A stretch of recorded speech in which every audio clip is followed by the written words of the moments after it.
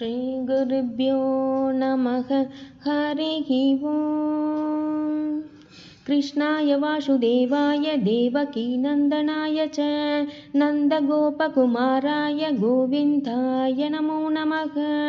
नीलाचलनिवासाय नित्याय परमात्मने बलभद्रसुभद्राभ्यां जगन्नाथाय ते नमः।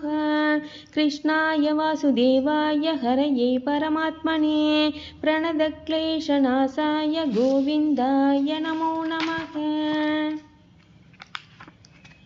नीलाद्रौ शङ्खमध्ये शततलकमले रत्नसिंहासनस्थं सर्वालङ्कारयुक्तं नवघनरुचिरं संयुतं चाग्रजेन भद्राय वामबाहे रथचरणयुतं ब्रह्मरुद्रेन्द्रवन्द्यं वेदानां सारमीशं स्वजनपरिवृतं ब्रह्मदारु स्मरामि।